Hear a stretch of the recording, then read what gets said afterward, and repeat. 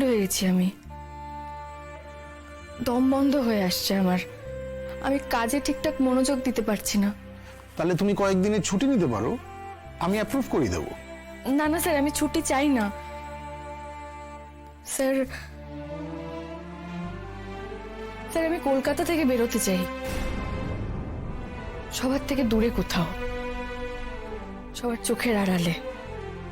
একটু পিস চাই, আমি মানসিক শান্তি চাই, আর কিচ্ছু না। এই শহরটা আমাকে দম বন্ধ করে মারছে, সেই ব্যাপারে একটু হেল্প চাই আপনার।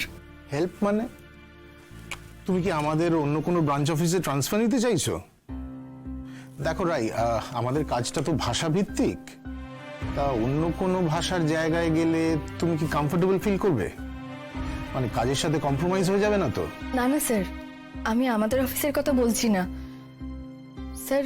কিছুদিন আগে আপনি বলছিলেন না, জুপিটার রেসিডেন্সিয়াল স্কুলে আপনার একজন বন্ধু রয়েছেন, ওখানকার প্রিন্সিপাল।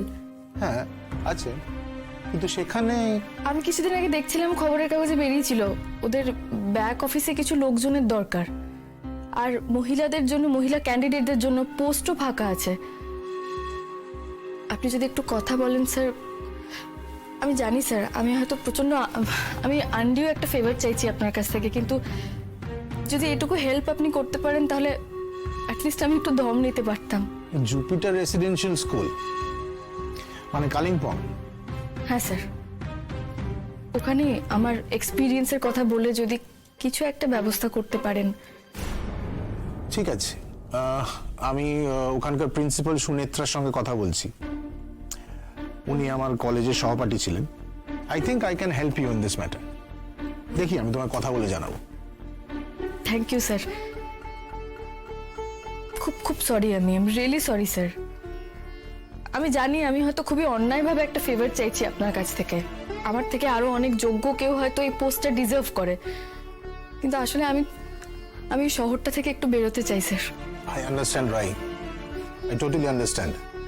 এতবার এক্সপ্লেনেশন দেওয়ার কোনো দরকার নেই। আমি জানি তুমি কেন আমাকে রিকোয়েস্টটা করছো, আমি দেখছি কি করা যায়। Thank you sir. সরি দাদা। পারবে না কেন বলছি? ও নিজেকে কন্ট্রোল করতে চায় না, ও মাথায় খাটায় না। নীলু, কোয়েল এতদূর যেতেই পারতো না যদি আমার আর অনির্বাণের সম্পর্কের মধ্যে ফাঁক না থাকতো। যে কটা দিন আমি ছিলাম শুধুমাত্র একটা জিনিসই আমার মাথায় থাকতো, একটা খাদের কিনারায় বাস করছি আমি, এক পা এদিক থেকে ওদিক হলেই ব্যাস খাদে পড়ে যাব।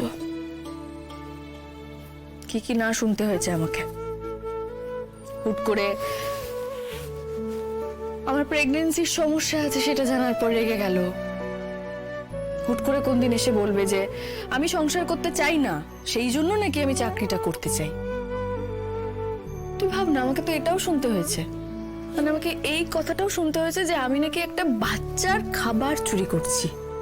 আমি কাউকে খেতে দিতে চাই না, আমি পচা খাবার খাইয়ে কাউকে মেরে ফেলতে চাই। আর কত কি কি বা বলবো বলতো, আর বলতেও চাই না, এসব বলে লাভই বা কি হবে। ভাই তুই কিন্তু আর এই ভুল করিস না, ওই লোকটার কথায় আর ভুলিস না, আর ফিরে যাওয়ার কথায় মাথায়ও আনবি না। তুই এসব নিয়ে বড্ড বেশি চিন্তা করিস না রে। চিন্তা হবে না দিদিভাই, ওই লোকটা যে তোকে মেরে ফেলছিল, ভেতরে ভেতরে শেষ করে দিচ্ছিল তোকে। দিদিভাই, দিদিভাই এত দূরে চলে যাস না, তুই চলে গেলে আমি কি করব? কি আবার করবি?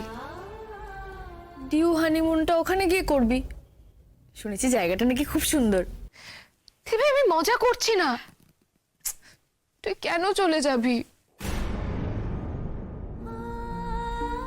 এই শহরটাই আর ভালো লাগছে না। যে কোনো মোড়ে হয় অনির্বাণ, নয় নীলু, নয় কোয়েল, কারোর না কারোর সাথে একটা মুখোমুখি হতে হবে। আর নিতে পারছি না।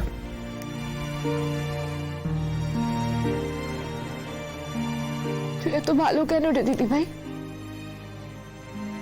তুই এত ভালো বলে তুই এত কষ্ট পাস।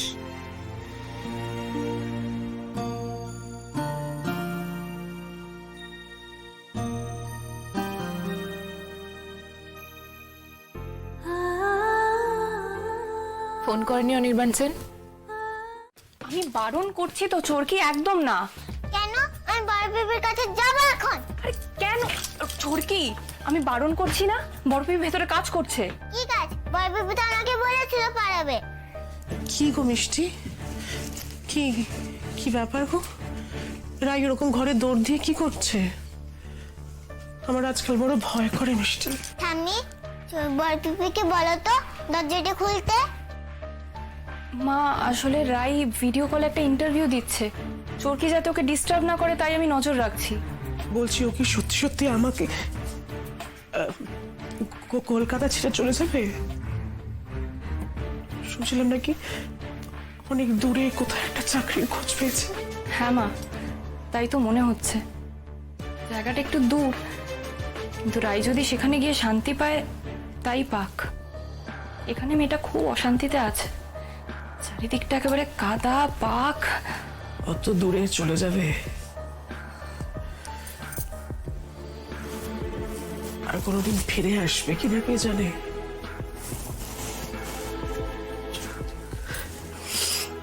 কি আর বলি।